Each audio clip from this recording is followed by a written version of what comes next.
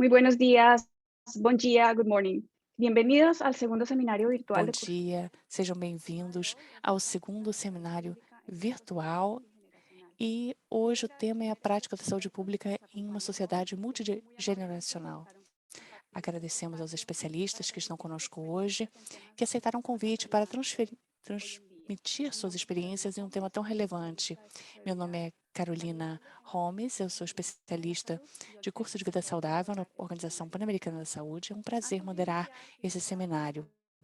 Antes de começar, gostaria de fazer alguns avisos práticos para que levem em conta durante esse evento.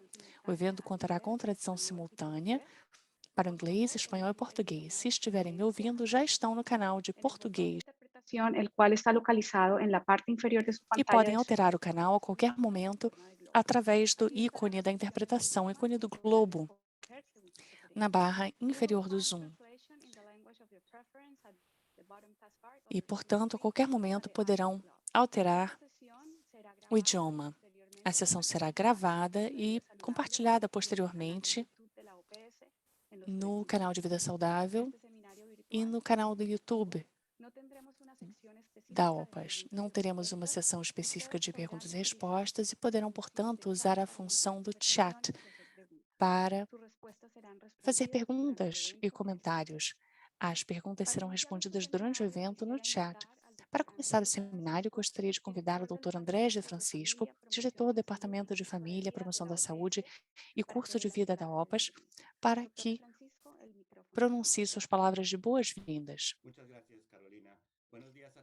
Muito obrigado, Carolina. Bom dia a todos e a todas que nos acompanham nesse segundo seminário virtual de curso de vida, a prática da saúde pública em uma sociedade multigeracional. Gostaria de agradecer por sua participação, dar as boas-vindas ao grupo de especialistas que fazem parte desse seminário e compartilharão suas experiências em um tema tão fascinante e importante, mas ainda novo e pouco explorado na saúde pública. Hoje, pela primeira vez na história, convivem cerca de 5 ou 6 gerações ao mesmo tempo. Todas são muito diferentes entre si, com diferentes percepções, necessidades e aspirações, que fazem da nossa sociedade uma matriz muito heterogênea, que se desenvolve num contexto de mudanças e transições rápidas, contínuas, em diferentes contextos da vida humana. E nunca antes a vida dessas diferentes gerações estiveram tão entrelaçadas, tão conectadas e interdependentes. Hoje, mais do que nunca, as decisões de uns não só impactam suas trajetórias de vida, mas também têm um grande impacto na trajetória de vida dos outros. Essa estrutura multigeracional nas nossas sociedades, que se replicam em diferentes contextos sociais, econômicos, culturais, gera desafios significativos para a criação de estratégias, políticas públicas, prestação de serviços, para atender necessidades tão variáveis nas populações, especialmente tem um impacto na saúde pública contemporânea. E não levar esse contexto em conta terá implicações consideráveis na saúde das populações. Na pandemia da Covid, pela qual passamos, a sua singularidade destacaram as fraquezas na nossa sociedade, que já estavam se manifestando, mas não haviam sido atendidas de forma efetiva. Esse panorama traz desafios e conflitos geracionais importantes, mas também representa grandes oportunidades, e ouviremos várias dessas no diálogo de hoje. Na busca por uma melhor reciprocidade e colaboração entre gerações e uma melhor coesão social, trará novas formas de fomentar a interação social, familiar e entre indivíduos, e trará possibilidades para o desenho e implementação de políticas na prestação de serviços e produção, já que a saúde pública é parte desse processo.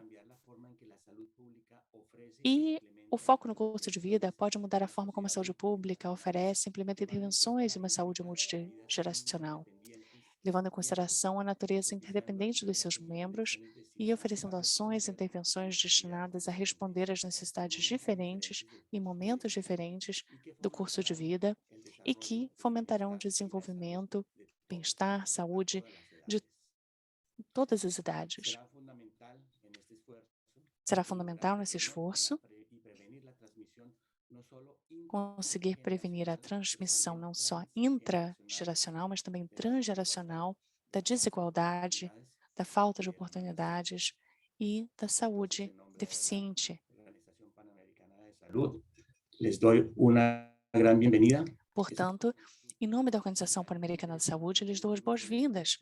Eu espero que aproveitem esse seminário tão interessante com tantos especialistas sobre um tema novo e que contribuirá muito com o trabalho de todos em prol da saúde e do bem-estar das nossas populações. Muito obrigada.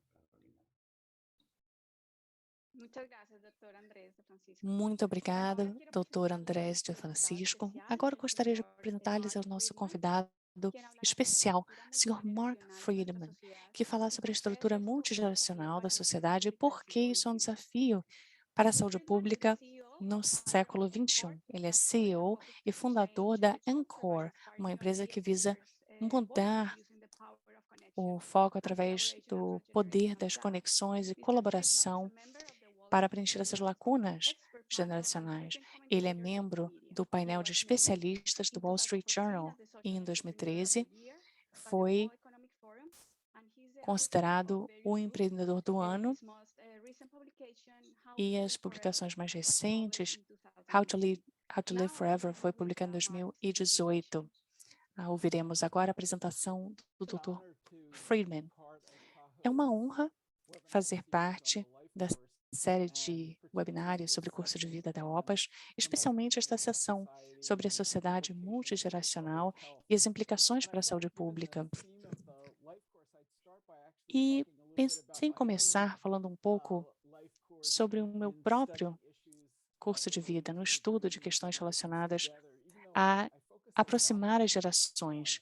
Apesar de me concentrar muito no envelhecimento, nos primeiros 15 anos da minha carreira, eu me concentrei nos jovens que vivem em situação de pobreza, tentando navegar os anos da adolescência e idade adulta. Essa foi uma época, há mais de 30 anos, quando pouquíssima atenção era dada à importância das conexões sociais para os jovens, especialmente o valor e potencial de elos profundos com adultos na vida dessas crianças. E foi muito impressionante, porque tanta pesquisa sobre crianças resilientes, aqueles que conseguiram, apesar de tudo ir contra eles, conseguiram ser bem-sucedidos. Houve um estudo de 40 anos da Universidade da Califórnia em Davis sobre crianças que cresceram em situação de pobreza na ilha havaiana de Kauai e tantas circunstâncias, barreiras difíceis, mas um grupo mesmo assim conseguiu ser bem-sucedido. E o que encontraram em comum dentro desse grupo foi essa conexão, esse elo afetivo profundo, às vezes com um tio, uma tia, um avô, um mentor, um professor. E as descobertas desse estudo de Warner já foram replicados. Houve um professor de Cornell que faleceu há alguns anos e mais para o final de sua vida e de uma carreira tão ilustre, levou à fundação do programa Head Start aqui nos Estados Unidos, redigiu dezenas de livros e artigos e perguntaram a ele o que ele aprendeu com toda essa pesquisa. E ele disse: o que toda criança precisa é de um adulto que seja irracionalmente louco por elas. E usando as ideias de Brenner, pensamos sobre como ajudar a criar esse tipo de elo e obter benefícios em crianças que não são resilientes do ponto de vista tradicional. Então, me envolvi com outros colegas e foi criado o programa Big Brother, Big Sister, um programa de mentores chamado Irmão Mais Velho, Irmã Mais Velha. E conseguimos, em um estudo de 18 meses de com 1.000 crianças que estavam na fila de espera para esse programa, 500 conseguiram mentores e 500 esperaram os 18 meses. E ao final do período, podemos ver a diferença. Do ponto de vista da saúde pública, foi incrível. Houve uma diferença de 40% e 50% em termos de atraso no início do uso de drogas e absenteísmo na escola. E não achamos que seria uma panaceia, mas realmente as descobertas foram impressionantes sobre a importância desse vínculo afetivo nas comunidades. A parte infeliz é que, naquela ocasião, o programa Big Brother, Big Sister atendia 70.000 crianças e 30.000 esperavam longamente em filas de 12 a 18 meses. Mas se esses vínculos são tão benéficos, onde estão os seres humanos que vão fornecê-los? E há décadas não ficava claro que a população que está envelhecendo, que tinha projeção de dobrar nas próximas décadas, seria um grupo ideal. São o grupo etário com mais tempo livre. Na ocasião, no início do programa Big Brother, Big Sister, estavam recrutando adultos que têm filhos e precisavam se dedicar aos seus filhos e não tinham 12 horas por mês para ser o mentor de outra criança. Então, fiquei curioso se poderíamos reproduzir o mesmo resultado, aproveitando essa população mais velha e com o professor Freed de Johns Hopkins. Agora ele é professor da Escola de Saúde Pública na Universidade de Colômbia. Nós criamos uma experiência que agora já existe há 25 anos e descobrimos com muita satisfação que existe um benefício mútuo imenso na conexão entre crianças de 10 a 15 anos com adultos mais velhos que se dedicam 10 a 15 horas por semana, geralmente em áreas urbanas, com escolas públicas, ajudando-os a ler. E existe um programa também com a ARP nos Estados Unidos, e a pesquisa de Johns Hopkins, da Universidade de Washington, a professora Nancy Warhol, destacaram os benefícios tão incríveis. E outra pergunta surgiu: por que isso não acontece naturalmente? Por que precisamos de um programa como o Experience Core, como esse que descrevi? Eu acho que sempre precisamos de programas, mas surgiu essa pergunta: por que esse processo desse vínculo entre os mais jovens e os mais velhos não seria mais natural, mais orgânico? E é uma questão bastante profunda. No meu caso, eu comecei a estudar desenvolvimento humano mais para a fase avançada da minha carreira. No início, eu me concentrei na parte mais inicial da vida. E uma das coisas que aprendi é que se cada criança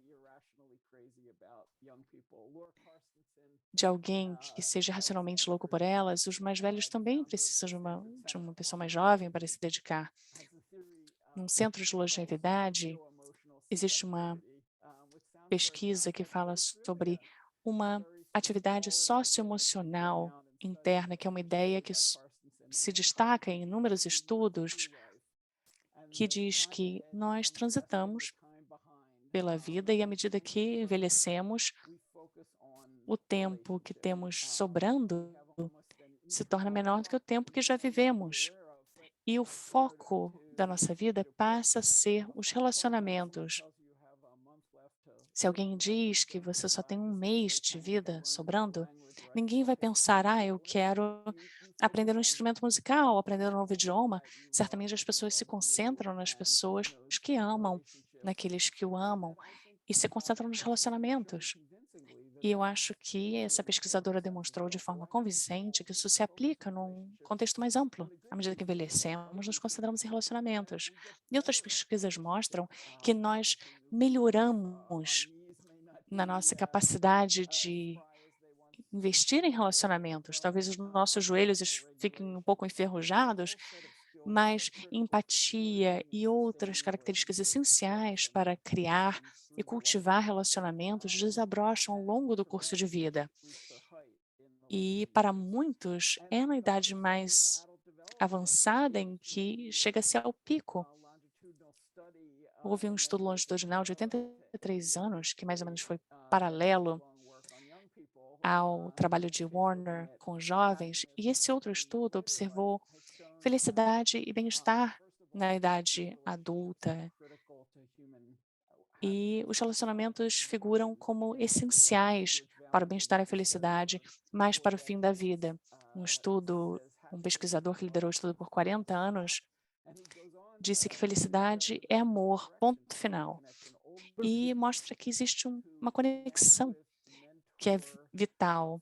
Os mais velhos que criam um processo de mentoria com o mais jovem têm uma probabilidade 3 vezes maior de serem felizes do que outros. E 300% é uma diferença considerável. E a pesquisadora diz que não é acaso. Tem a ver com o curso de vida e a história do desenvolvimento humano, do generativismo. Diz que a biologia flui para baixo. À medida que envelhecemos, é um instinto muito forte que nós temos de se conectar com gerações mais novas.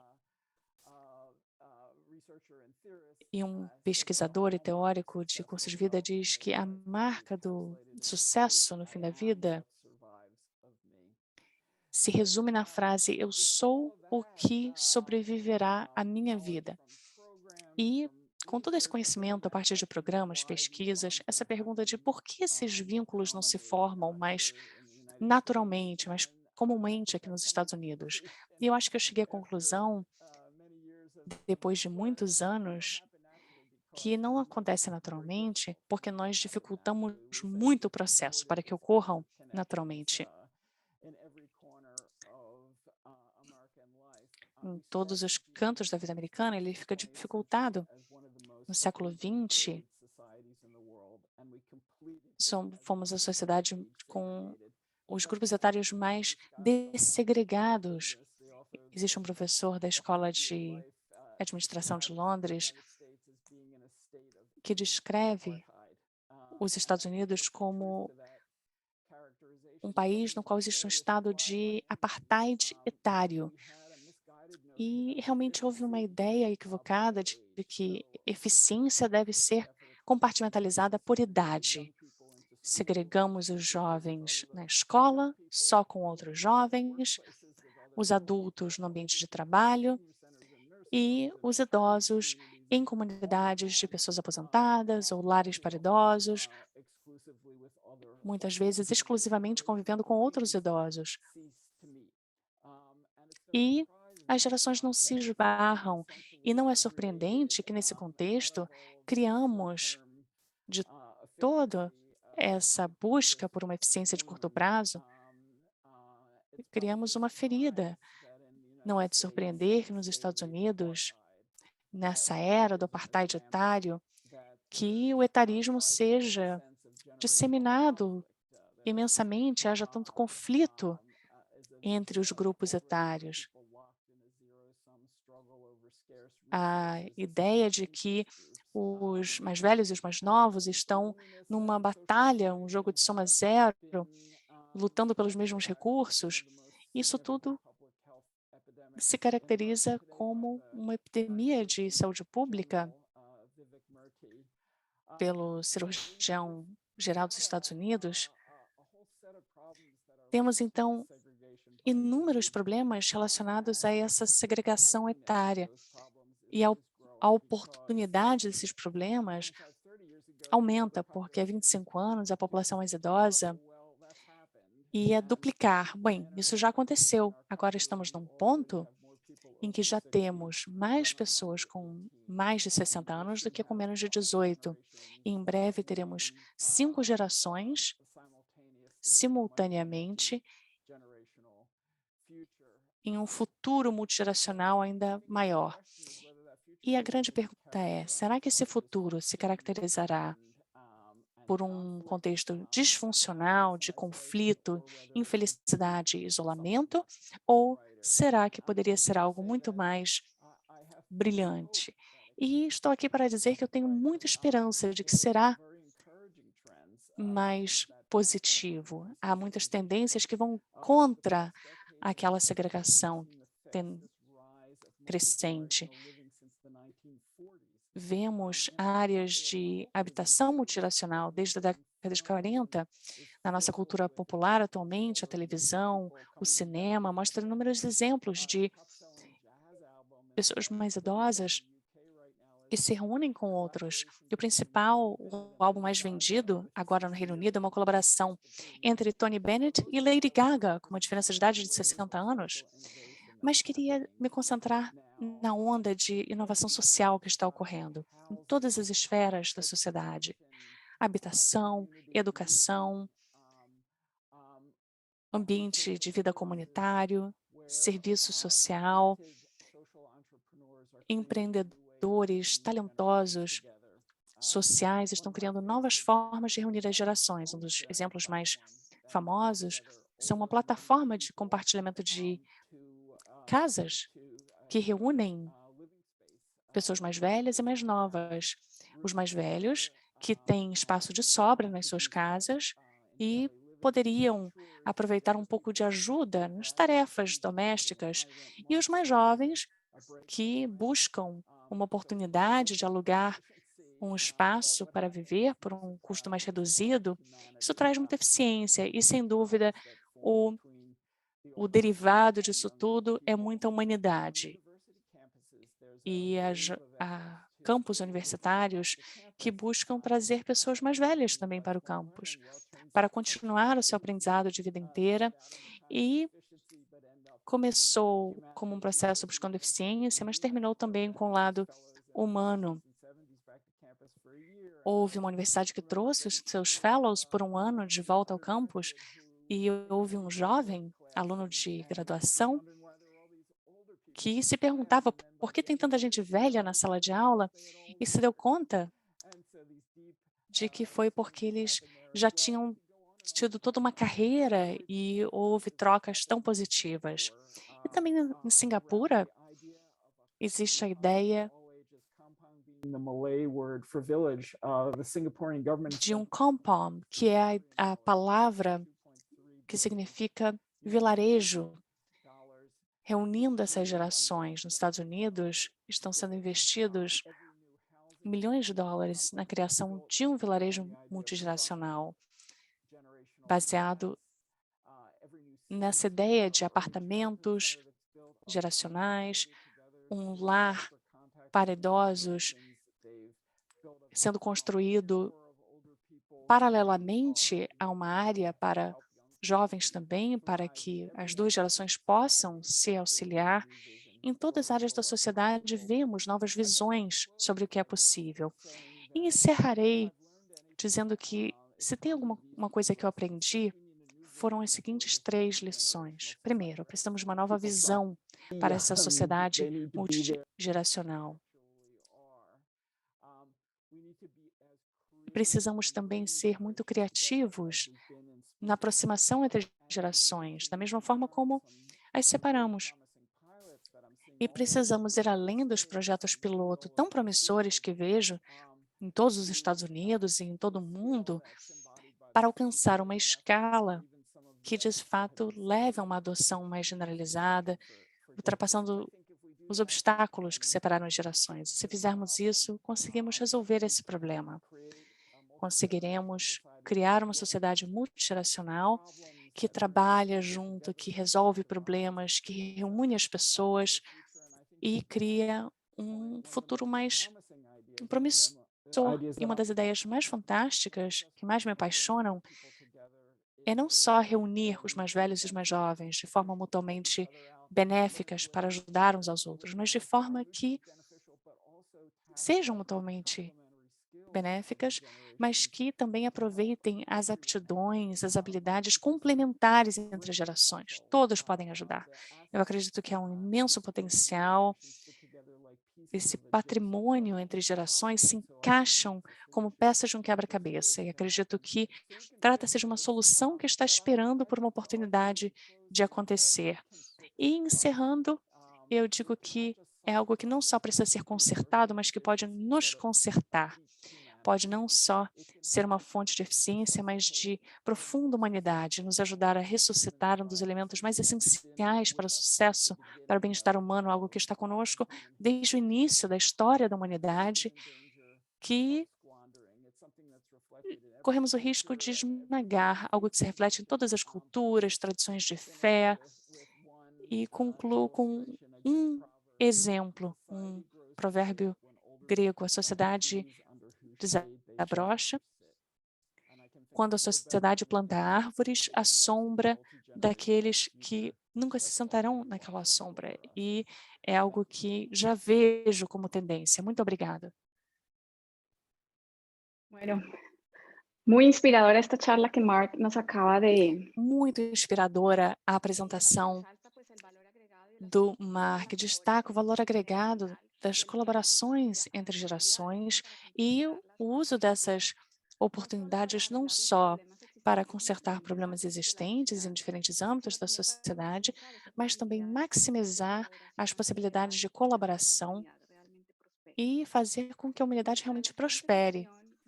Para a próxima sessão do nosso programa, teremos 3 apresentações a cargo de 4 especialistas na área de epidemiologia, questões de população, desenvolvimento, no Caribe, saúde infantil materna. Para a primeira apresentação, chamada Uma abordagem de curso de vida para a epidemiologia, eles apresentam aos doutores Elsa Susser e Franco Mascaiano. O Dr. Susser é diretor do Programa de Treinamento Psiquiátrico e de Epidemiologia da Universidade de Colômbia, e suas pesquisas se concentram em 2 áreas: examinar o papel das experiências no início da vida e o impacto no curso de vida, e saúde governamental. O Dr. Susser é editor na Revista Internacional de Epidemiologia e autor do principal livro didático de epidemiologia psiquiátrica e ex-presidente da Escola de Saúde Pública. E o Dr. Mascaiano é um pesquisador na Universidade de Colômbia, na Faculdade de Saúde Pública e Estudo Psiquiátrico. Dr. Susser e Dr. Mascaiano com a palavra. Estão me ouvindo? Sim. Muito bem.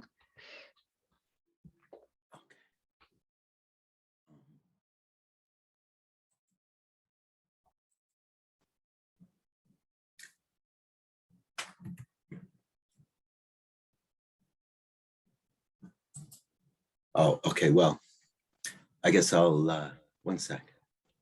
Put it back on. Só um segundo. Okay. Can everybody see that? Estão todos vendo? Okay, great. So Franco and I presented Franco e eu a particular example that I think is interesting. temos um exemplo específico que é interessante da área de epidemiologia. Perspective on life course epidemiology. E com relação a essa perspectiva mais ampla do curso de vida, no final dos slides, nós temos Books on this topic. os livros mais fáceis de ler e também mais fundamentais nessa área, se tiverem interesse. Mas vamos primeiro enfocar o exemplo, e que tem a ver com os primeiros antecedentes da esquizofrenia. E o que são antecedentes precoces ou iniciais, ou os primeiros? Eles são fatores que aumentam o risco de distúrbios em outra fase da vida. Pode ser uma questão bem no início da vida, pode ser inclusive antes da concepção, pode ser dentro do útero durante a gravidez, pode ser no início da infância.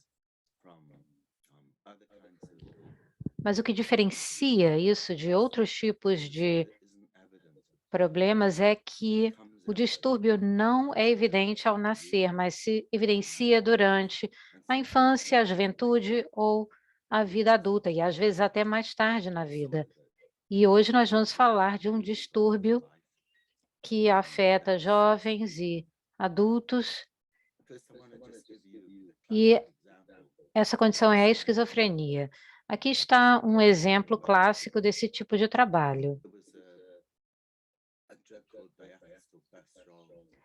Havia essa droga chamada DES, que era receitada para mulheres grávidas nos anos 40 até os anos 60. E, com licença,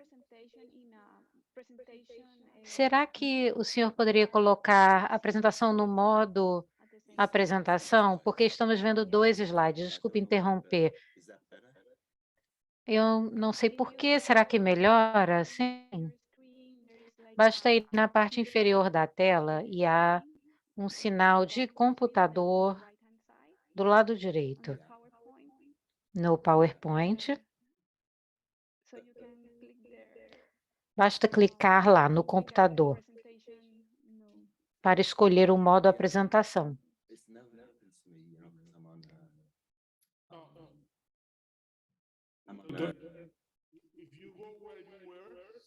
Se voltar onde estava,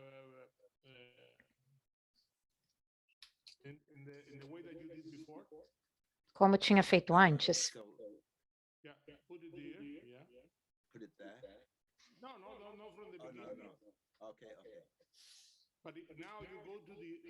Agora sim.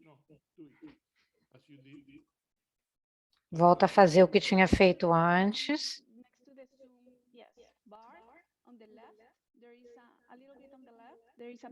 Do lado esquerdo.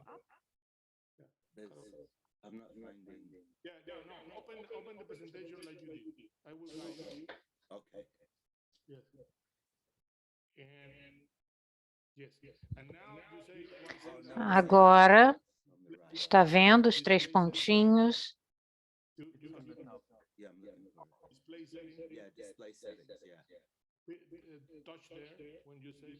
Clica.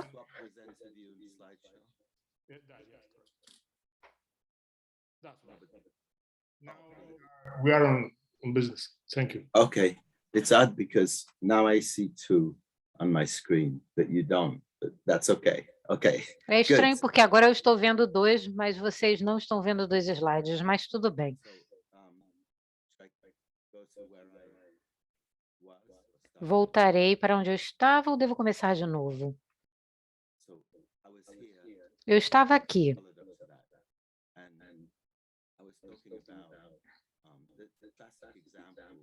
Bom, eu estava falando de um exemplo clássico de uma exposição durante a gravidez,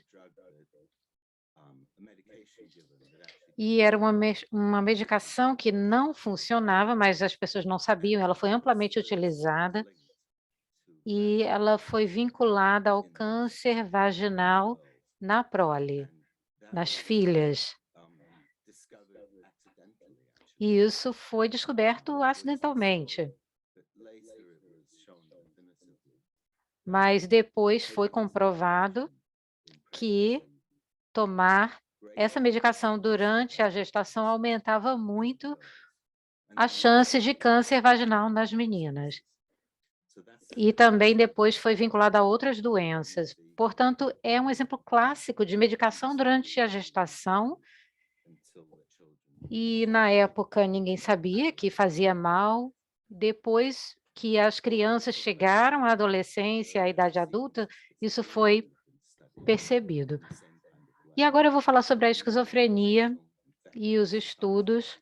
Há muitos fatores nutricionais, infecciosos, tóxicos, sociais, estresse, etc., muitos outros.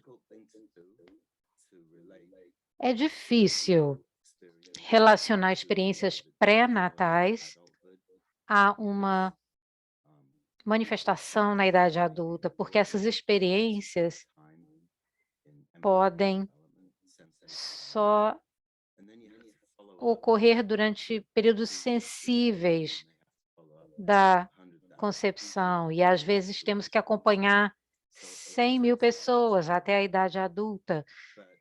É difícil fazer esse tipo de estudo, mas isso foi estudado de muitas maneiras diferentes.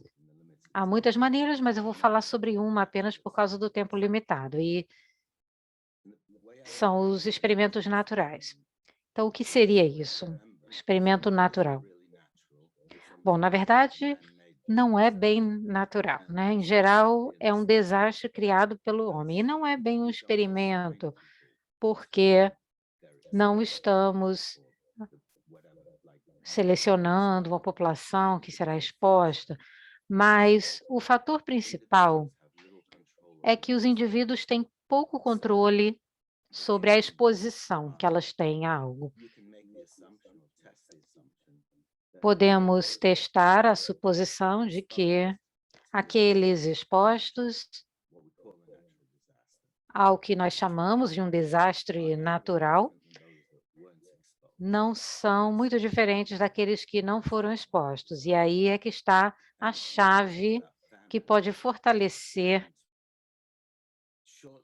essa questão.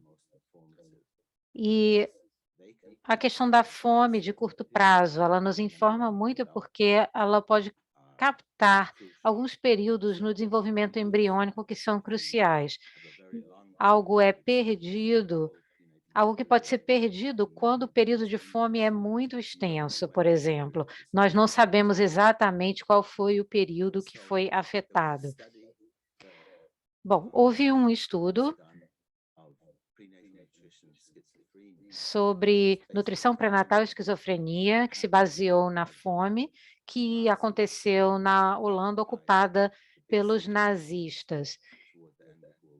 Isso foi no final da Segunda Guerra Mundial, começou em outubro de 1944, foi piorando ao longo do tempo.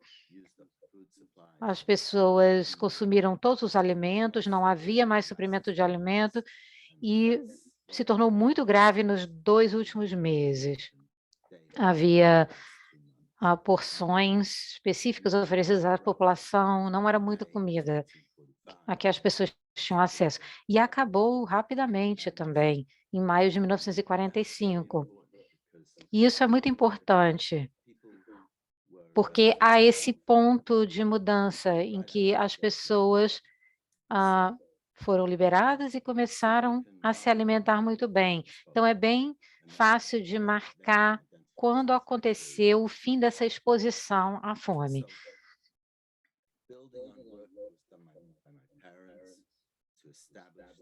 Então, os pais foram estudados e eu comecei a me interessar por distúrbios de desenvolvimento neurológico.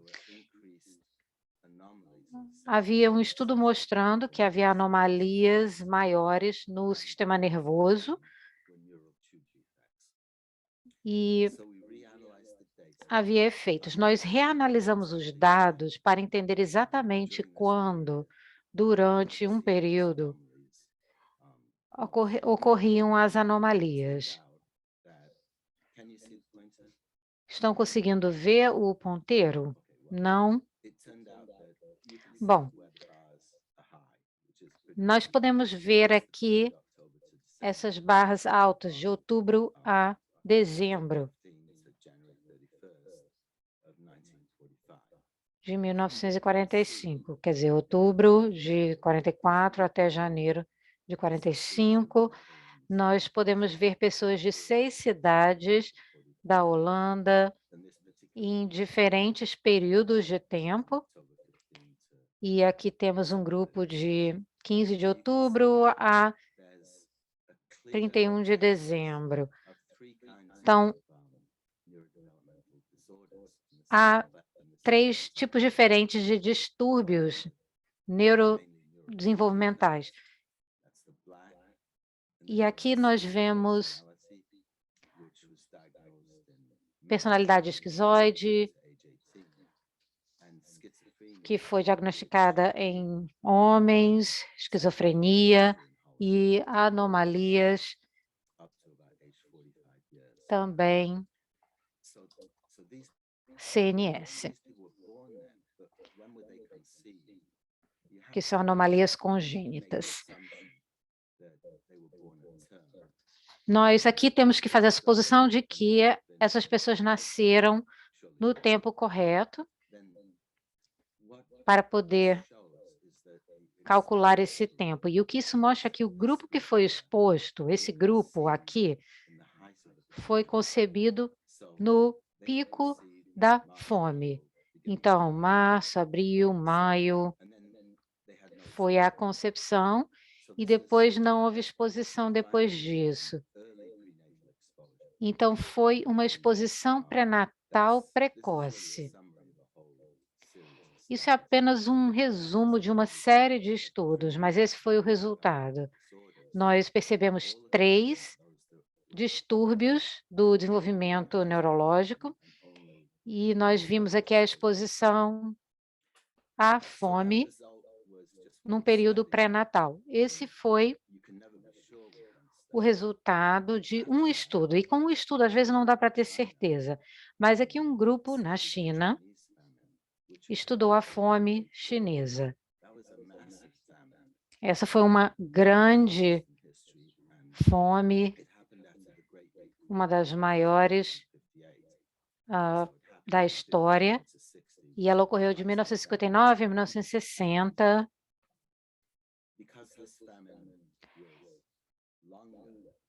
E porque esse período foi mais longo, é difícil determinar o tempo durante a gestação, mas como a amostra é maior, essa província na China é muito maior em termos de população do que a Holanda, nesse caso, havia números maiores que ajudavam em alguns aspectos da precisão. E eles perceberam, e eles estudaram o que estava acontecendo com essa exposição, nesse período de 59 a 60.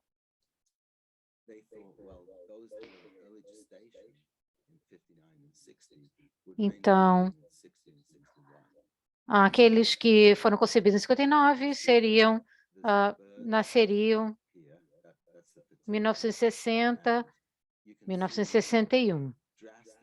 E aqui podemos ver uma queda drástica em 1960, porque a taxa de natalidade sempre cai durante uma fome, e aqui depois nós vemos a volta em 1962, que em geral ocorre depois de um período de fome. O risco de esquizofrenia está estável em outros anos, mas quase que dobra durante esses 2 anos, em 1960 e 61. Eles replicaram os resultados em um contexto muito diferente. E aqui houve um estudo na província de Anhui e depois houve um estudo de Guangxi, tanto em áreas urbanas como rurais. Isso também ajudou a confirmar os resultados, porque as áreas rurais sofreram com a fome, mas não as áreas urbanas. Isso foi o contrário da Holanda, em que as áreas urbanas foram mais afetadas pela fome e as áreas rurais ainda tinham alimentos. Então, o que nós percebemos foi esse efeito da fome, que é semelhante ao que eu já havia mostrado, ocorrendo só nas áreas rurais e não acontecendo nas áreas urbanas nesse caso. Então, nesses contextos bem diferentes, nós estamos vendo os mesmos resultados. E há também outras questões que foram abordadas. Bom, então podemos obter pistas desses experimentos naturais que depois podem ser estudados em contextos mais comuns com populações mais velhas. E isso foi feito com a deficiência dos tubos neurais, os NTDs, e depois houve estudos de controle E aí foi demonstrado que o ácido fólico no início da gestação poderia ajudar a prevenir essa condição. Mas os resultados eram mistos, não dava para ter certeza. E depois foi provado que o suplemento com ácido fólico, antes do fechamento do tubo neural, poderia prevenir esses defeitos no nascimento, em grande medida. Isso também pode ser feito com estudos depois, em outra fase da vida, não precisa ser no momento do nascimento, mas não é ético realizar ensaios randomizados. Não podemos fazer isso com ácido fólico, porque nós sabemos que ele é benéfico, então não poderíamos realizar estudos retirando ácido fólico do consumo de mulheres gestantes. Algo que nós podemos fazer é usar um coorte de gestantes. E são coortes bastante grandes, de 100 mil, 200 mil pessoas, e aí podem estudar os antecedentes precoces, especialmente os pré-natais, dados biológicos, sociais são coletados e depois os resultados de saúde são observados amplamente. Isso, em geral, inclui mulheres grávidas de uma população definida e que estão participando do programa, e depois é feito um acompanhamento com a prole, os filhos até a idade adulta. E também os pais são acompanhados. Portanto, esses estudos se tornam estudos multigeracionais. E um exemplo é esse estudo norueguês, que acompanhou mulheres e crianças. Eles estudaram, na verdade, mães, pais e filhos, portanto, o nome não indica isso. E eles fizeram recrutamento durante 10 anos. Em 2009, havia mais de 100 mil gestações, 82 mil pais, e o acompanhamento ainda está acontecendo, e acontece a cada 2 anos, mais ou menos, de maneiras diferentes, em condições diferentes, e agora as crianças têm de 12 a 22 anos de idade, e eles, então, acompanham os resultados na vida dessas pessoas. Agora, há um problema com esses estudos de observação, inclusive com os coortes de gestantes. E há fatores que podem confundir e que estão relacionados a um estilo de vida saudável. Então, digamos, temos uma mãe que tem a consciência do estilo de vida saudável e essa mãe tem mais probabilidade de tomar um suplemento de ácido fólico e tem uma maior probabilidade de ter um impacto positivo no desenvolvimento da criança. Podemos especular. Podemos supor isso. Então, se a mãe está tomando suplemento de ácido fólico e depois estamos tentando relacionar com a esquizofrenia em outra parte da vida, nós temos esse fator que pode confundir a pesquisa. Nós encontramos uma maneira de resolver isso, mas eu não vou entrar nesses detalhes. Mas há maneiras de minimizar isso e de verificar se o resultado não está relacionado a essa variável diferente. Então,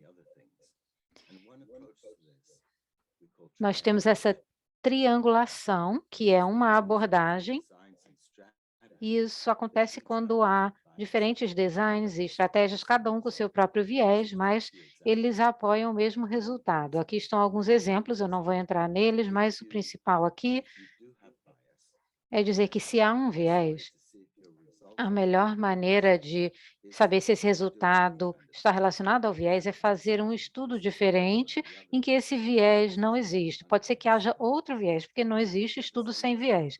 Mas se obtiverem o mesmo resultado com uma abordagem diferente, há uma um resultado que te dá mais certeza. Há mecanismos plausíveis para estudar o efeito da fome pré-natal nas crianças, nos filhos, em relação à esquizofrenia. Eu vou falar de efeitos epigenéticos. O que são esses efeitos epigenéticos?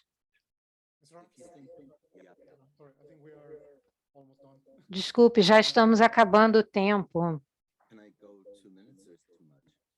Eu posso ainda terminar em 2 minutos? Sim, tudo bem.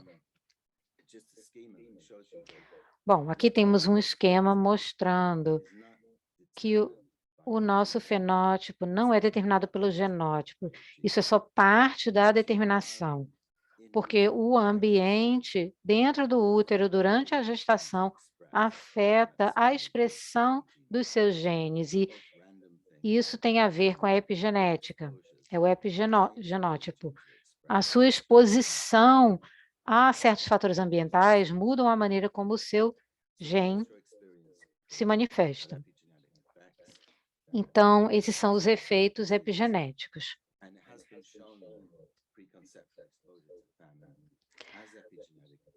A exposição à fome tem efeitos epigenéticos, isso foi demonstrado nesse mesmo estudo que eu já mencionei e em outros que estudaram essa exposição. Bom, não vou entrar nisso porque já não temos mais tempo,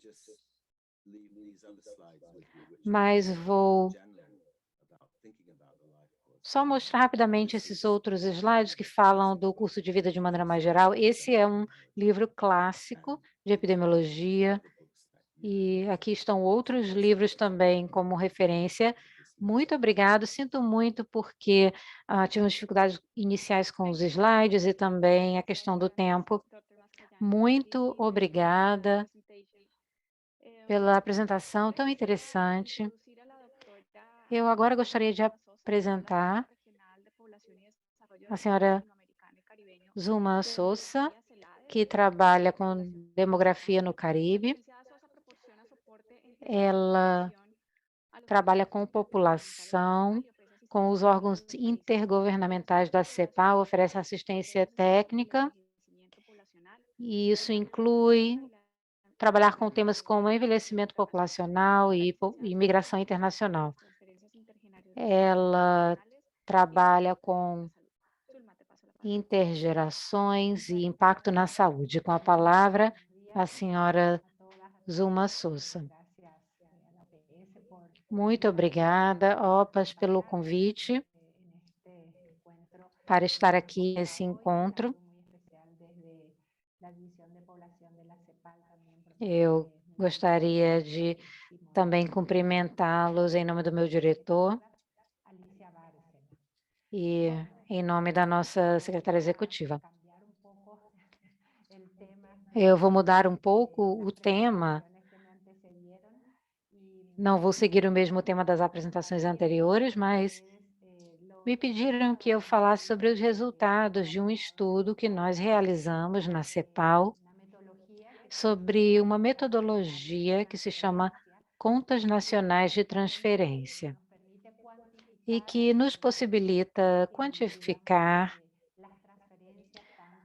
as transferências públicas e privadas no nível das gerações, utilizando evidências e fontes de informações que são próprias das contas nacionais.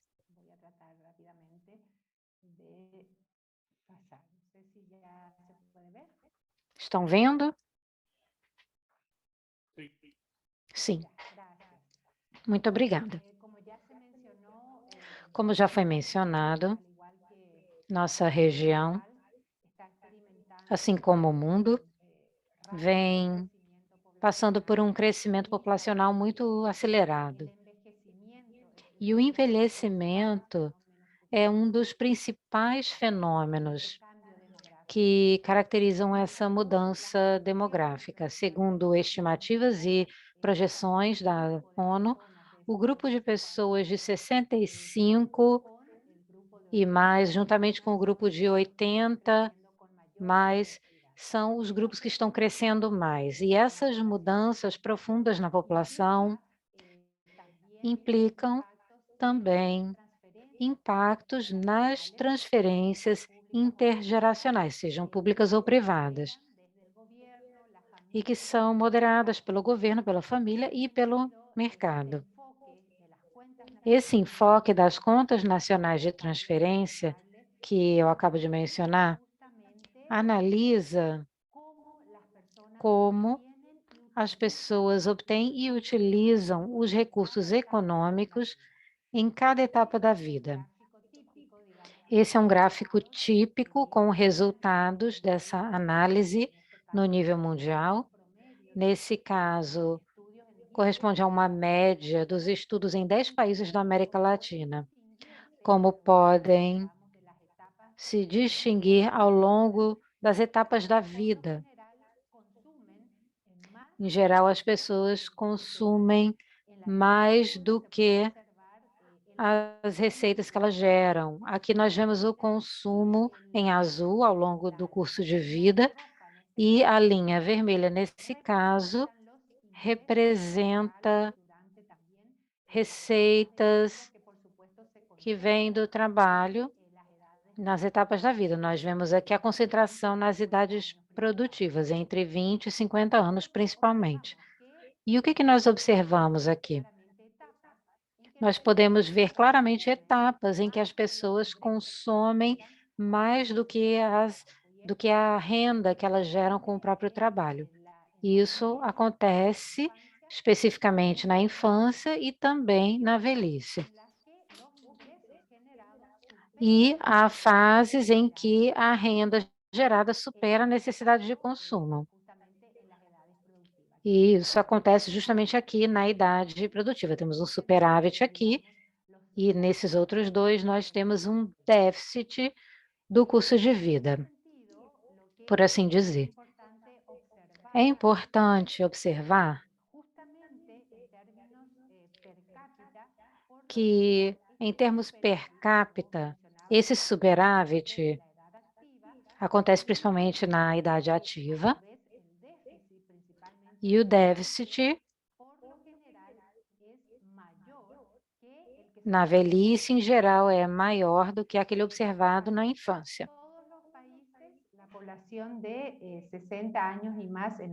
Em todos os países, a população de 60 mais está na etapa deficitária e consome cerca de 85% das rendas do trabalho nesse momento. E como é que se dão essas transferências para cobrir o déficit no curso de vida? Essas transferências ocorrem tanto no âmbito público, com investimentos que os estados, os governos fazem, e também no âmbito privado, que são gastos que as famílias têm. Nesse gráfico, nós podemos ver o fluxo da transferência pública per capita para as pessoas ao longo do curso de vida. Essas transferências estão agrupadas em categorias. Por exemplo, a educação, que está aqui em roxo, que concentra investimento nas idades mais jovens, ou seja, crianças e jovens. Temos depois saúde aqui, com esse azul. Depois temos pensões, com essa cor clara. Essas transferências públicas são importantes e tem a ver com o consumo de idosos. Isso tem a ver com as pensões e também com um gasto crescente na área da saúde nas idades mais avançadas.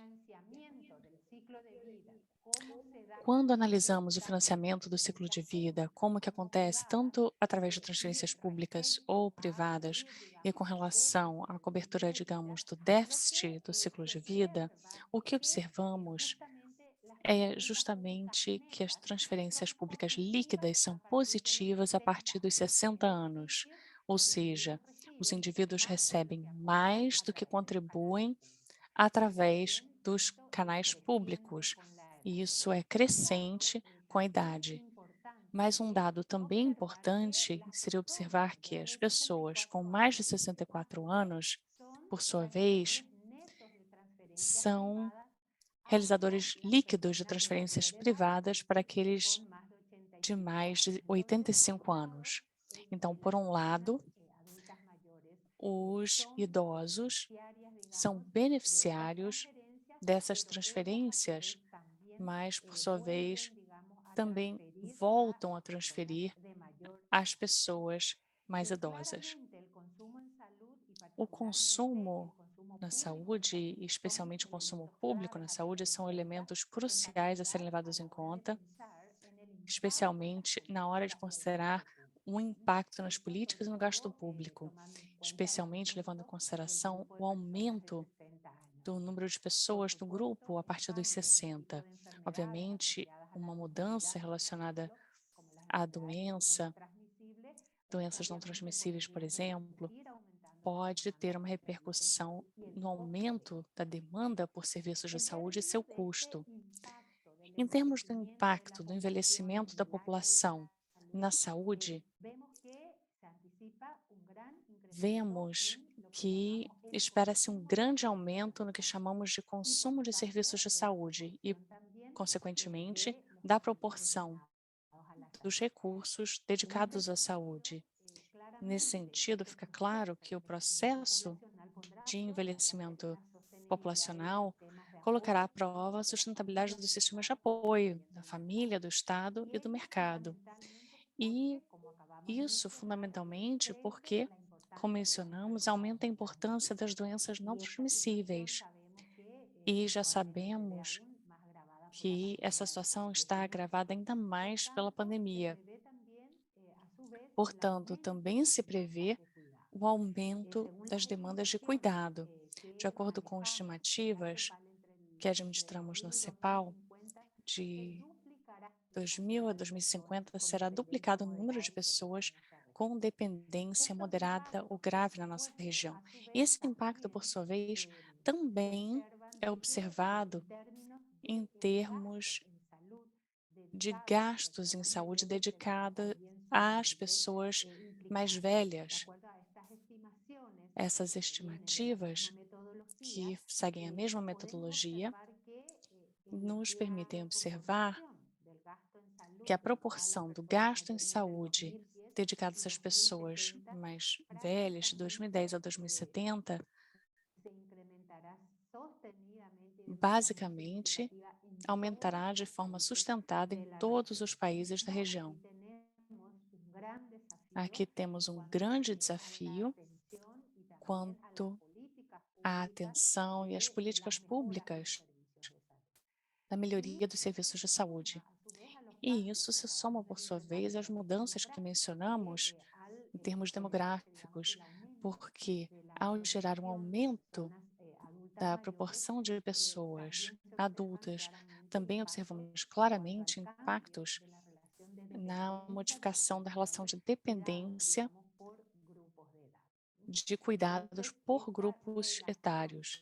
Então, essa relação entre pessoas e cuidados também vai aumentando ao longo dos anos.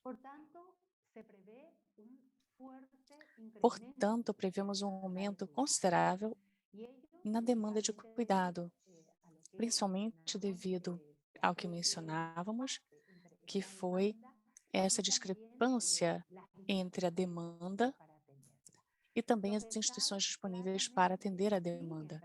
Os estados também continuam transferindo essa responsabilidade aos domicílios, o que causa maior sobrecarga e vulnerabilidade das funções assumidas tradicionalmente pelas mulheres.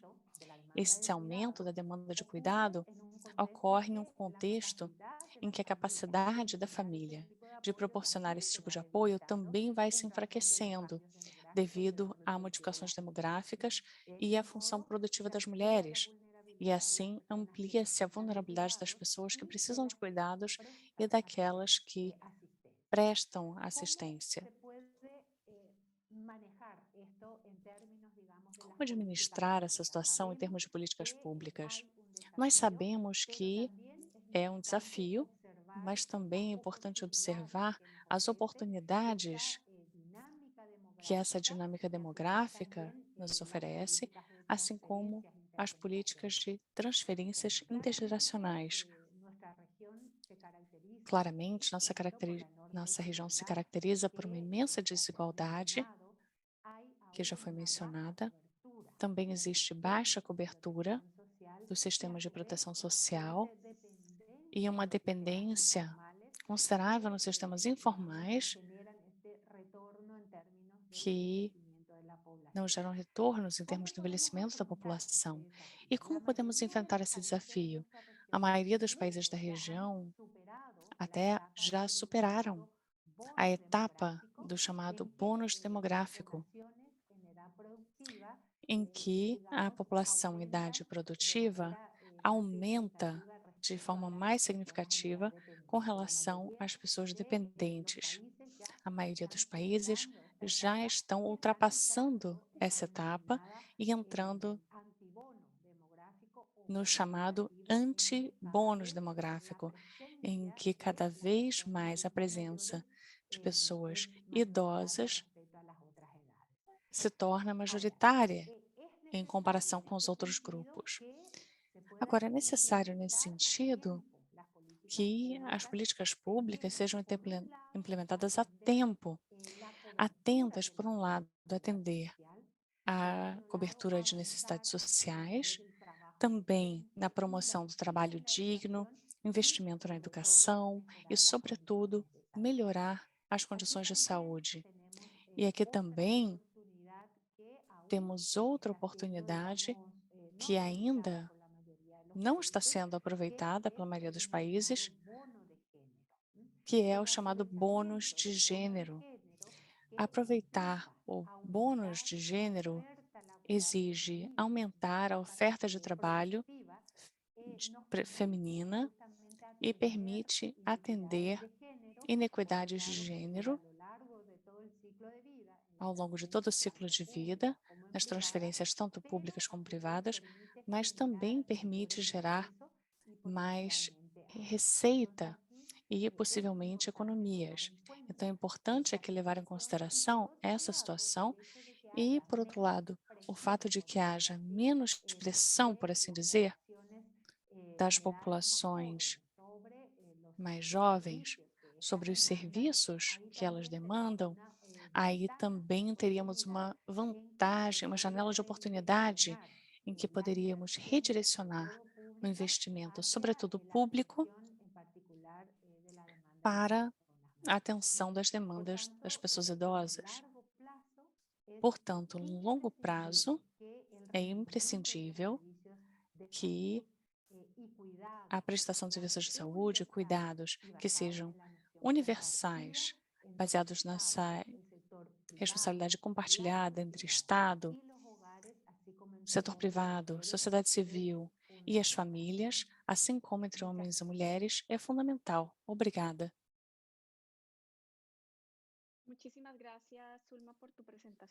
Muito obrigada, Zulma, por sua apresentação.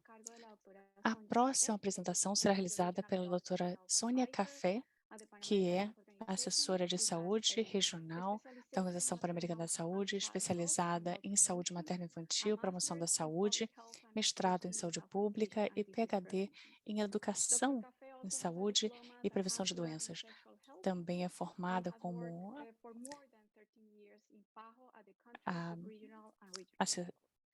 conselheira em saúde sexual e compartilhará uma apresentação hoje sobre comunicação de risco para a saúde. Muito obrigada, Carolina. Parabéns aos apresentadores que me antecederam. Foram apresentações muito interessantes e produtivas.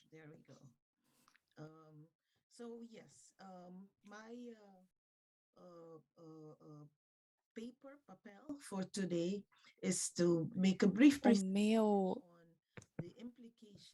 tema de hoje será falar rapidamente sobre as implicações das práticas de saúde pública em uma sociedade multigeracional, aplicado à questão da comunicação de risco. E nesse contexto de Covid-19, a comunicação de risco é, obviamente, um tema muito importante, falamos sobre ele todos os dias, mas, obviamente, nem sempre se aplica a situações emergenciais, a doenças transmissíveis, mas é uma prática de saúde pública essencial quando tentamos aplicar medidas preventivas. Então, a ideia de hoje é, ao realizar comunicação de risco em uma sociedade, um contexto multigeracional, não podemos presumir que um formato servirá para todos. E como mencionei, a comunicação de risco é uma ferramenta de saúde pública muito importante, muito central na questão da prevenção primária, secundária e até terciária. Primeiro, vamos definir o que é comunicação de risco, o que queremos dizer com essa expressão. Essa é uma definição da OMS, que se trata de uma comunicação bidirecional ou multidirecional para engajar a população para que possam tomar decisões informadas para se protegerem, assim como proteger aos seus entes queridos. E a comunicação de risco e o engajamento são componentes essenciais da saúde pública. E, sem dúvida, no tocante a emergências sanitárias, como a pandemia da Covid, em que nos encontramos. Para o engajamento das comunidades e subgrupos, é essencial que consigam tomar decisões informadas e implementar mudanças positivas alinhadas com a informação e a persuasão que buscamos do ponto de vista de saúde pública. Se quisermos, de forma convincente e efetiva, implementar a comunicação de risco através de estratégias, há alguns elementos dos quais não devemos nos esquecer de estabelecer como ponto de partida. Em primeiro lugar, para o objetivo da comunicação, a população geral não existe. Gostamos de falar sobre a população geral, mas quem é a população geral? Ela não existe. E certamente não é o caso se observamos a sociedade do ponto de vista do curso de vida. Significa que, de fato, estamos tratando de muitos subgrupos ao longo do curso de vida. E apesar de que talvez habitem o mesmo território, não existe esse conceito de população geral.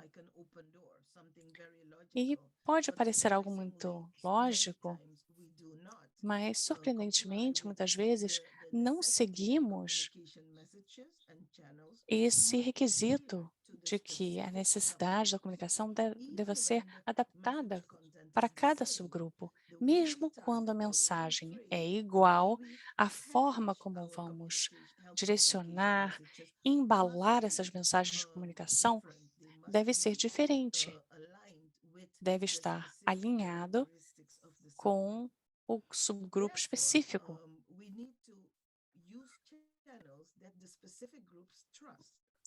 Portanto, precisamos usar canais específicos da confiança dos grupos. Parece muito lógico, mas muitas vezes isso não é seguido.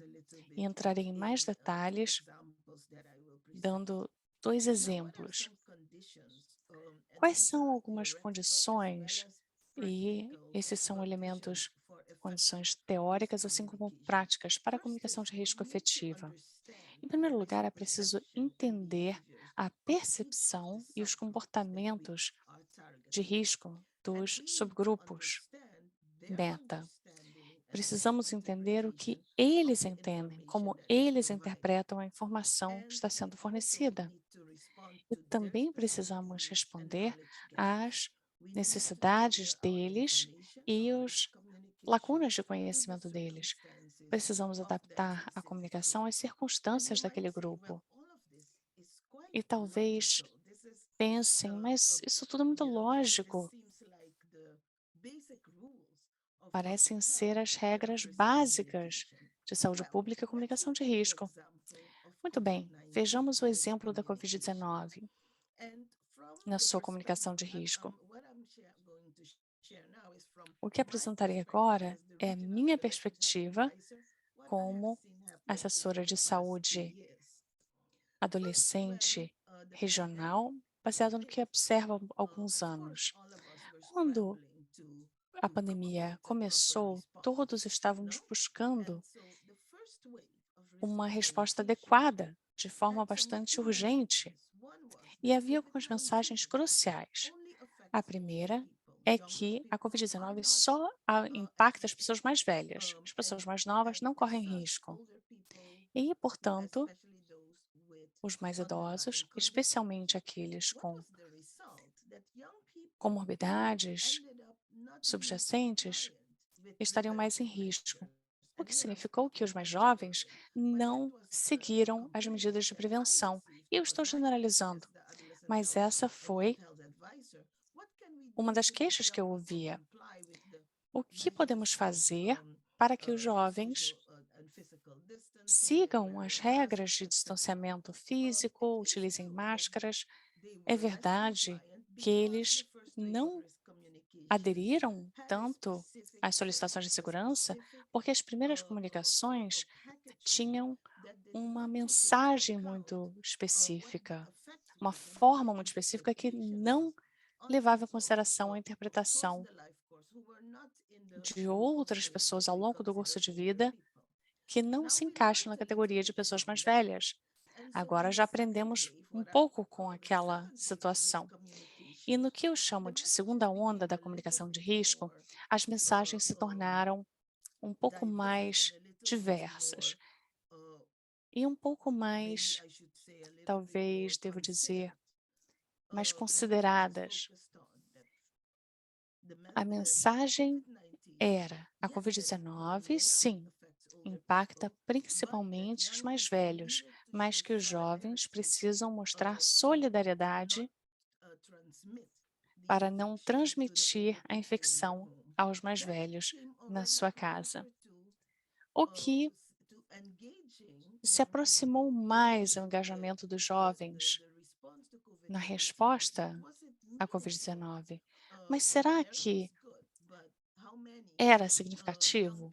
Solidariedade é muito bom, mas quantos jovens iam comprar esse paradigma da solidariedade com os outros grupos vulneráveis? Qual foi o resultado? E, mais uma vez, eu estou generalizando. Os jovens ainda assim não seguiram as recomendações, porque não sentiam que a mensagem se aplicava a eles, exceto em alguns indivíduos fora da curva, com uma atitude positiva. Mas esses seriam suficientes para mudar a evolução da pandemia? Mudar a direção de qualquer doença? Qualquer desafio de saúde pública? Não queremos depender desses indivíduos que são a exceção.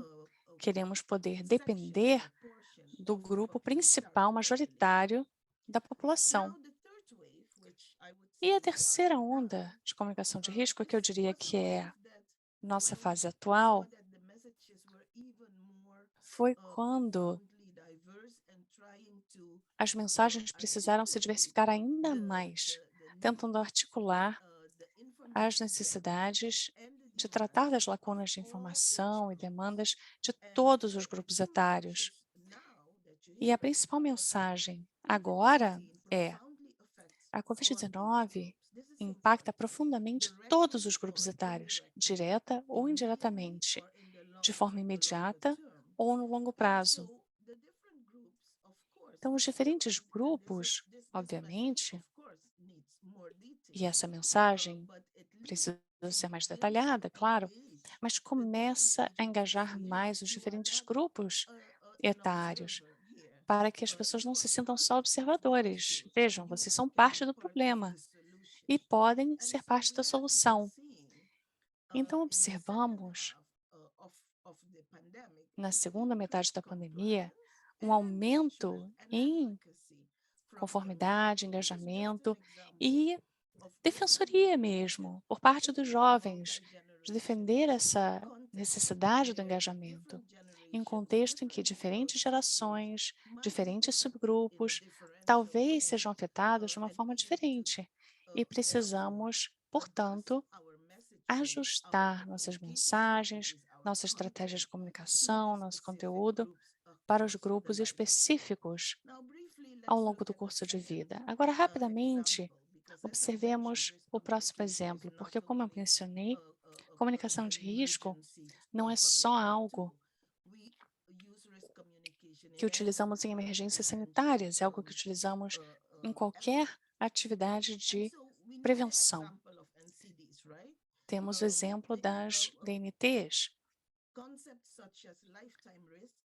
Conceitos como risco do curso de vida se torna muito importante, porque com as doenças não transmissíveis, sabemos que os fatores de risco se acumulam ao longo do curso de vida. E o que vemos na prática, muitas vezes, é que as intervenções se concentram nos grupos com mais alto risco, em que os riscos acumulados é mais elevado. E parece que faz sentido, mas certamente não é isso que queremos fazer. Queremos assegurar-nos, especialmente quando falamos de prevenção primária, que trataremos do risco ao longo da vida desde o momento mais precoce possível. Por exemplo, um evento cardiovascular. Se calcularmos o risco de vida aos 50 anos, será muito diferente do que aos 30, aos 20 anos. Isso tem implicações de custo também. Então, quando pensamos na estimação de risco de curto prazo, 5 a 10 anos, o nosso benefício, o nosso ganho de saúde pública é muito menor do que quando tratamos desses riscos mais no início da vida. Isso não se trata só às DNTs. Esse raciocínio pode ser aplicado a quase qualquer desafio de saúde pública. Como que podemos direcionar nossos esforços de comunicação de risco para o benefício mais amplo ao longo do curso de vida? Não quero demorar-me muito nesse tema, mas esses são alguns exemplos, ilustrações da comunicação de risco e a implicação para a saúde pública em um contexto multigeracional. Considerações finais. As intervenções, qualquer intervenção de saúde pública, comunicação de risco ou o que seja, precisam se basear no entendimento sólido de como as trajetórias de saúde se desenvolvem ao longo do curso de vida. Eu acho que já falamos sobre isso. As intervenções mais custo-eficazes e mais eficientes são aquelas que têm um impacto nos fatores de risco e comportamentos precoces. Não esperamos a situação piorar.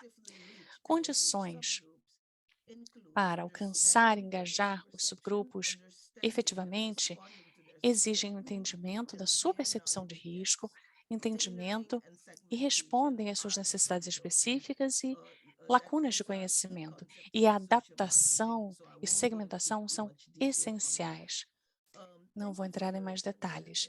Muito obrigada por sua atenção e obrigada por essa oportunidade de fazer parte desse evento. Vamos lembrar que o tamanho único não atende a todos. Muito obrigada, Sônia, por sua apresentação muito importante, muito interessante. Muito obrigada aos nossos especialistas que compartilharam esse painel, por suas apresentações sobre essa dinâmica multigeracional, os efeitos de saúde pública, assim como a importância das populações de risco e a estrutura multigeracional da nossa sociedade. E agora, nosso próximo painel, temos a diretora regional de saúde pública da OPS, que apresentará os nossos panelistas. Muy buenos días a todos. Muchísimas gracias por invitarme a moderar esta sesión. Muito bom dia, boa tarde a todos. Muito obrigada pelo convite para moderar esse painel. Teremos a satisfação de ouvir dois apresentadores em duas áreas bem diferentes. Primeiro, ouviremos Pablo Ibarrarán, que falará sobre as transferências condicionadas de verbas e seu impacto nas condições sociais e econômicas das famílias nos países da América Latina, e Jorge Jaramillo falará sobre o contexto das comunidades saudáveis para todas as idades, o caso de Medellín. Estamos um pouco atrasados, portanto, passarei a palavra ao Pablo, que é mexicano, especialista líder da Unidade de Proteção Social do BID, trabalha na área de Planejamento Estratégico e Desenvolvimento no Departamento de Avaliação e Supervisão do Banco.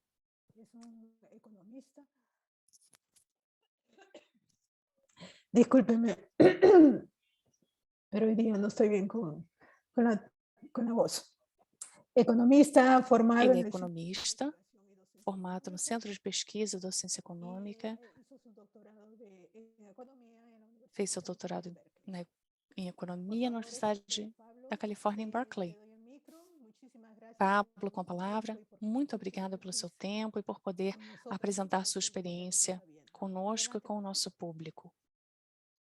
Hola, ¿qué tal? Muy buenos días. Muchísimas gracias. Bom dia.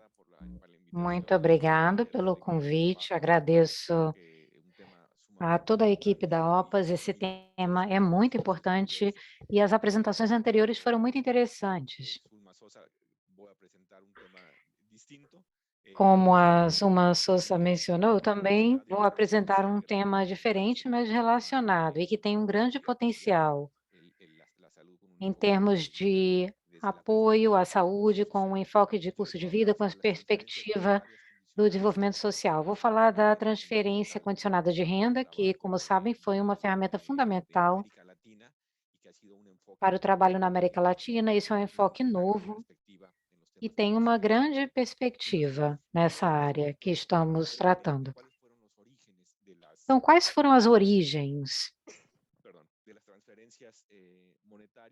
das transferências de renda? Elas surgiram em meados dos anos 90, no México e no Brasil, com um duplo objetivo. O primeiro seria oferecer recursos às famílias mais pobres para aliviar a pobreza atual, ou seja, hoje. Isso é muito importante para a saúde. A bibliografia sobre os determinantes sociais da saúde e vemos essa relação.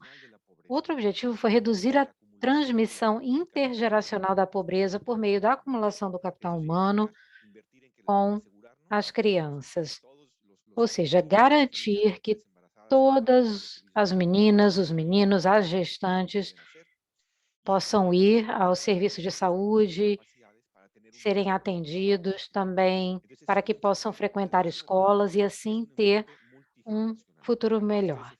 Esse enfoque é de longo prazo e é multigeracional. O objetivo do programa não é aumentar a capacidade de... não é aumentar a renda hoje, mas é uma perspectiva para o futuro. Esses programas são de grande magnitude. Começaram na América Latina, nós temos vários exemplos, e agora vemos em todo o mundo. Nós temos informações para 15 países na América Latina, são 102 milhões de beneficiários, 20% da população, cobre 60% das pessoas em pobreza extrema e 35% das pessoas com uma pobreza moderada. O investimento é cerca de 0,4%, 0,5% do PIB. E a mera existência desses programas facilitou a resposta da região e o apoio às famílias afetadas pela pandemia também. É importante ressaltar que esses programas são para a pobreza estrutural, para a pobreza de médio e longo prazo, não são programas para um choque imediato, mas mesmo assim funcionaram mais ou menos nessa área. E com relação à saúde, que é o que nos interessa hoje, esses programas são focalizados, são famílias na pobreza extrema ou pobreza moderada, e o que é interessante é que há duas linhas. Uma é o limiar para entrar no programa. Então, famílias com pobreza extrema. Mas para sair do programa, não basta superar a pobreza extrema. É preciso superar a linha da pobreza moderada ou a linha da vulnerabilidade.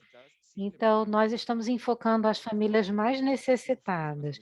Isso é justo, essas pessoas precisam disso, e também há evidências de que esses programas têm um impacto maior entre as famílias com mais dificuldades econômicas. Mas nós sabemos que a pessoa pode ter superado a pobreza extrema, mas pode voltar a cair na pobreza. Por isso, há essa linha mais elevada para a saída. Então, há pessoas no programa que não estão na pobreza extrema.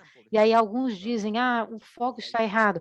Não, mas essas famílias estavam na pobreza extrema e saíram dela dentro do programa. Outra coisa que é importante é que há corresponsabilidade na saúde e na educação. Esses programas são chamados de transferência condicionada de renda. Em geral, não gostamos de condições.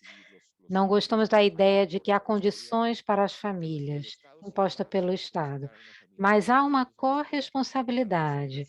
Então, o Estado, por exemplo, se pede que a criança esteja na escola, precisa garantir que haja os serviços. E a mesma coisa acontece na saúde. Se estamos pedindo controle pré-natal, parto institucional, controle pós-natal, o Estado precisa garantir que os serviços existem para essas pessoas, para que elas possam cumprir a sua corresponsabilidade. Nós gostamos desse termo porque é um termo que tem dois lados. Quando definimos a corresponsabilidade, definimos os serviços, e depois é preciso verificar essas condições, e o pagamento, em geral, vai para a mulher do lar. Esses programas procuram melhorar a saúde e educação das crianças nos domicílios que recebem essas transferências. Mas há muitos mitos sobre esses programas de transferência de renda, e eu gosto de falar sobre eles porque eles são tão repetidos e acabam parecendo verdade. Mas nós temos evidências de que eles não são verdade. Um mito é que eles têm fins eleitorais. Nós fizemos estudos em vários países e há critérios muito claros de entrada.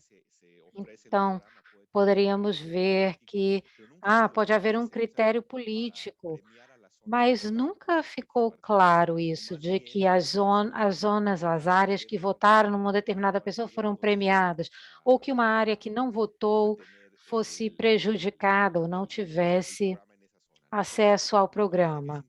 Então, é interessante dizer que não há evidências de que haja fins eleitorais nesses programas.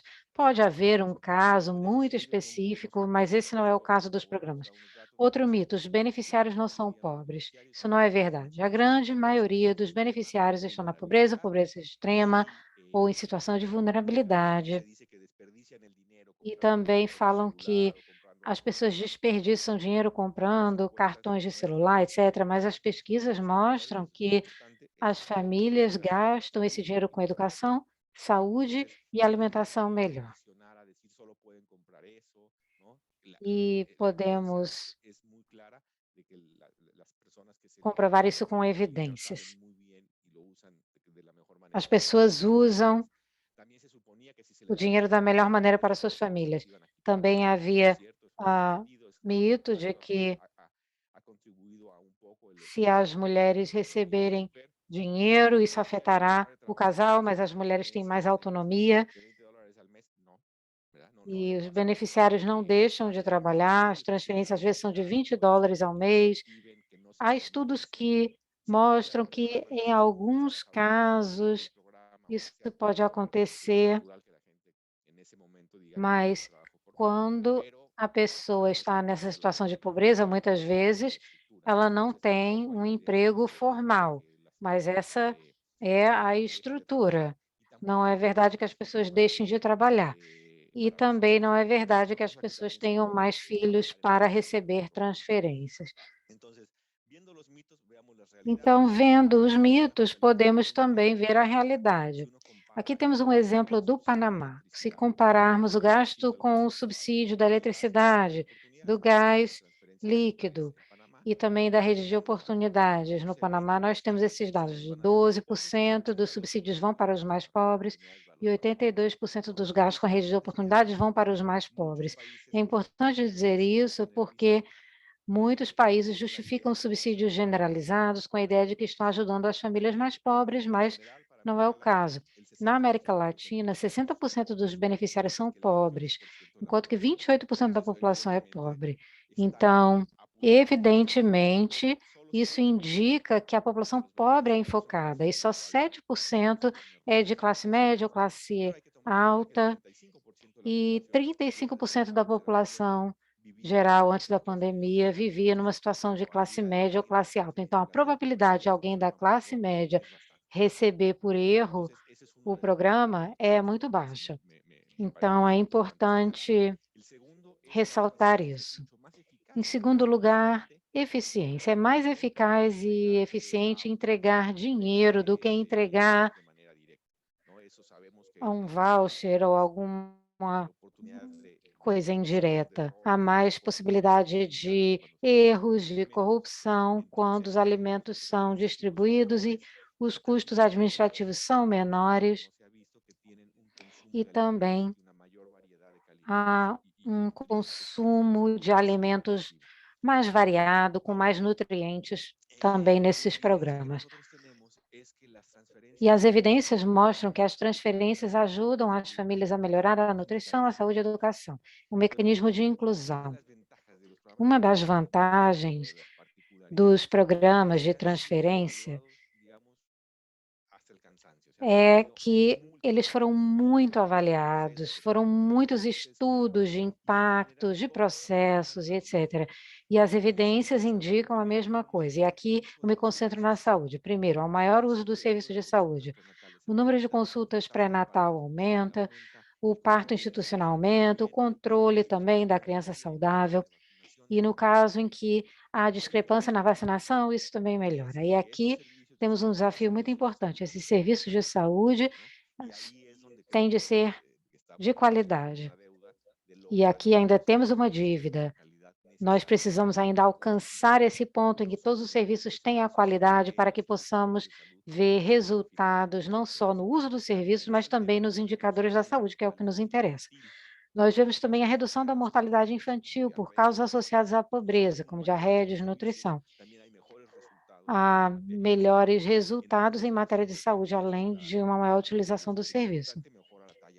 Também nós vemos que há diminuição da desnutrição e os países que reduziram a desnutrição usaram transferência de renda como um elemento importante, não é o único elemento, mas é algo que deve ser considerado, é um mecanismo para alcançar resultados. E há também a redução da gravidez na adolescência. A transferência de renda apoia a continuidade da educação, as meninas ficam mais tempo na escola e isso abre as perspectivas e faz cair a taxa de gravidez na adolescência, porque em muitos países esse tema é muito significativo. O programa existe para cobrir todo o curso de vida das pessoas, desde a gravidez, a gestação, depois passando pelo controle da criança saudável E depois podemos incluir outras corresponsabilidades, outras medidas para promover melhores práticas de saúde e para um envelhecimento saudável.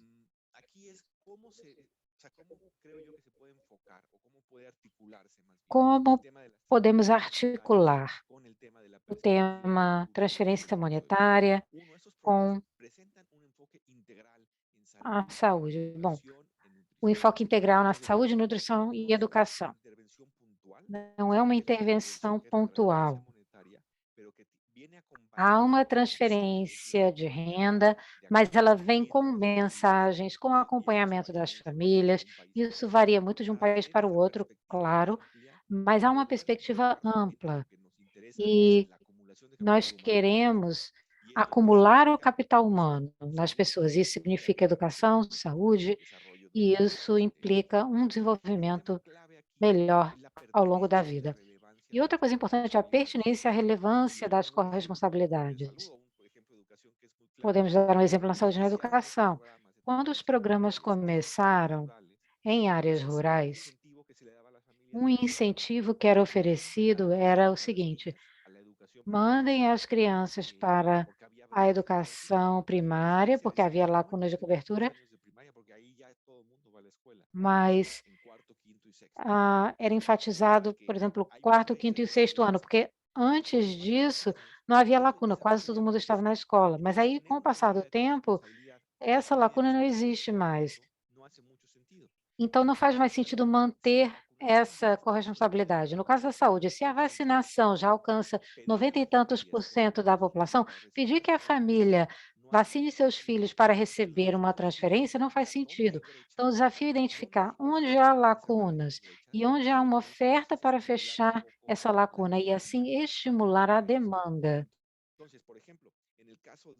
No caso da saúde sexual e reprodutiva de adolescentes, deveríamos pensar como podemos definir medidas para que as famílias recebam benefícios, mas que estejam associados aos serviços de saúde. E nós sabemos que isso pode resolver problemas importantes. Eu estava conversando com o Dr. Vega sobre algo muito interessante, e vocês são especialistas na área da saúde. E é o seguinte, da perspectiva dos serviços de saúde, a transferência de renda sempre foi visto como com receio. E eu gostaria de mencionar o seguinte: boa parte dos recursos desse programa estão voltados para a educação, simplesmente por causa do curso de vida. As corresponsabilidades foram definidas da gestação até a etapa criança saudável e depois procuramos ver se as crianças estão matriculadas na escola. Então, gestação até 18 anos, as crianças estão na escola boa parte do tempo e por isso os recursos vão mais para a educação. Mas há algo também por trás. No setor da educação, há uma tradição de oferecer bolsas, ou seja, para que as crianças possam estudar, nós vamos apoiar oferecendo recursos, porque há uniformes, matrículas, há também merenda escolar, e nós queremos evitar que as crianças trabalhem, porque muitas vezes a criança abandona a escola porque precisa trabalhar. Então, oferecer uma transferência de renda significa dizer para a família: a menina não precisa trabalhar e pode ir para a escola. Mas na área da saúde, essa lógica não é tão clara. Eu já visitei vários centros de saúde e, às vezes, as pessoas não têm a consciência de por que precisamos de um programa para oferecer dinheiro às pessoas para que elas usem serviços de saúde. Nunca houve essa tradição. Temos serviços de saúde, temos centros de saúde, serviços que vão até o domicílio, mas não há monetização do incentivo para as famílias. E esse tema é um desafio. Se procurarmos entender como isso funciona e se os Ministérios da Saúde virem isso como uma ferramenta para estimular o uso do serviço de saúde ao longo do curso de vida, em várias etapas, isso seria fundamental e poderia ajudar. E há muitas evidências sobre o apoio intergeracional desses programas de transferência de renda. Há um estudo emblemático na África do Sul, que foi depois repetido na América Latina. Foram feitas transferências diretas para idosos e essas transferências beneficiam a saúde dos netos.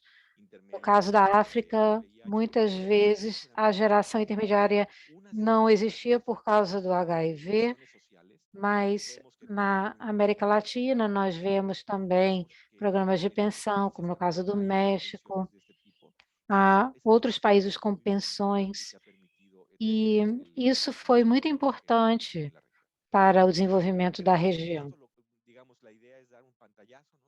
Bom, eu queria dar esse panorama geral dos programas. Podem me mandar mensagem, e-mail, ou também entrar em contato com a OPAS, mas eu queria falar sobre essa articulação entre o curso de vida e o programa de transferência de renda. Muito obrigada pelo convite. Obrigada, Pablo. Muito interessante sua apresentação. Nós temos evidências, mas também argumentos para fortalecer o trabalho entre saúde, área social e educação. Avançamos muito nessa área de transferências de renda com relação aos benefícios, mas poderíamos fazer mais ainda se trabalhássemos juntos para melhorar a qualidade dos serviços de saúde, a qualidade dos serviços educacionais, identificando quem são aqueles que, apesar de todo o esforço, ainda estão ficando para trás. Essas pessoas são mais difíceis de identificar agora e devemos ter mais serviços voltados para vacinação, nutrição. Devemos ampliar também as áreas dependendo da evolução dessas comunidades onde as famílias moram. Isso nos ajudou muito. Os participantes da área da saúde podem agora se interessar mais sobre esses programas em seus países. Tenho certeza de que os colegas da educação também estão participando aqui hoje. E agora, nós vamos para a nossa última apresentação. Jorge Pérez Jaramillo está em Medellín, na Colômbia. Ele é assessor para o governador da Antioquia. O Jorge foi diretor de planejamento de Medellín e recentemente publicou um livro sobre a experiência de Medellín e seu sistema de urbanismo e sociedade. Jorge, com a palavra. É um prazer estar aqui, é uma honra, e é muito interessante participar. Eu vou falar sobre Medellín, minha cidade, é um caso muito interessante.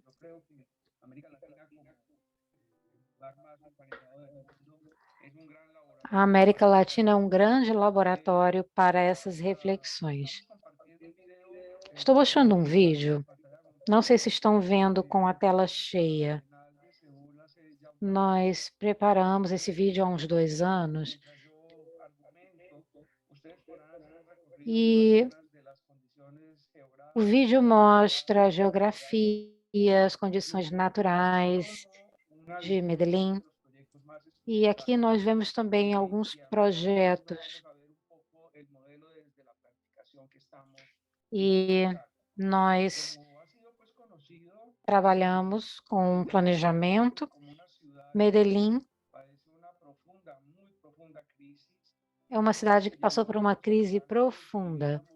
Os habitantes viviam sem a cidade, perdemos nossa vida pública, porque passamos por violência, organização precária, desigualdade, pobreza, uma economia em declínio, uma democracia inexistente e uma crise de legalidade e com o crime organizado. Então, isso tudo ocorreu no final dos anos 80. Era uma cidade que tinha um horror e uma falta de futuro. Nós tínhamos pandemias múltiplas Isso tudo nos levou a uma reação coletiva necessária.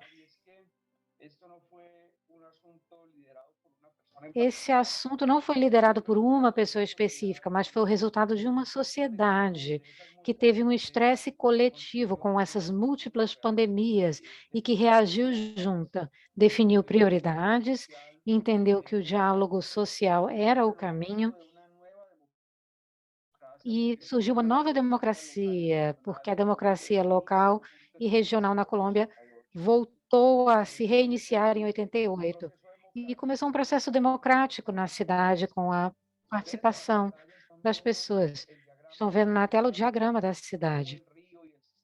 Aqui mostra o rio, o sistema natural, é uma bacia hídrica muito importante, com áreas naturais, estratégicas, áreas ribeirinhas, e essas áreas foram bastante destruídas e modificadas.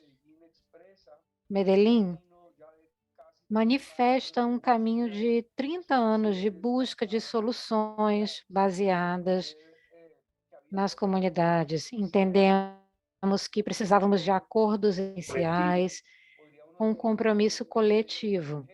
Houve uma espécie de convergência multigeracional para que ninguém ficasse para trás.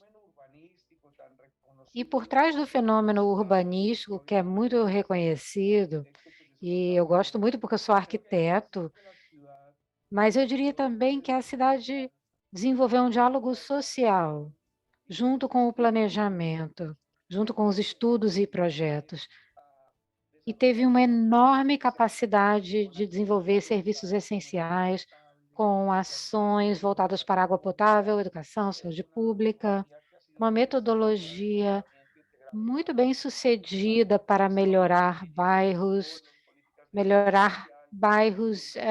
pobres e favelas, oferecendo transporte, acessibilidade, muitos equipamentos sociais, como estão vendo aqui. E havia a ideia de construir a cidade como um patrimônio coletivo, um cenário para a vida pública. E assim surgiram novas lideranças, uma nova esperança. Eu acho que as crianças, jovens, mulheres, idosos, outros cidadãos, todos viram que esse diálogo social, esse trabalho conjunto pelo futuro, possibilitou que houvesse esperança e uma razão para viver. Em termos de saúde pública, esse propósito é essencial. A vida tem que ter sentido e as pessoas precisam viver com dignidade básica. Uma qualidade de vida melhor, menos pobreza, mais políticas públicas, mais participação democrática. Tudo isso contribuiu para a redução dos homicídios e da violência. Há também outro assunto que é muito importante, que tem a ver com a saúde.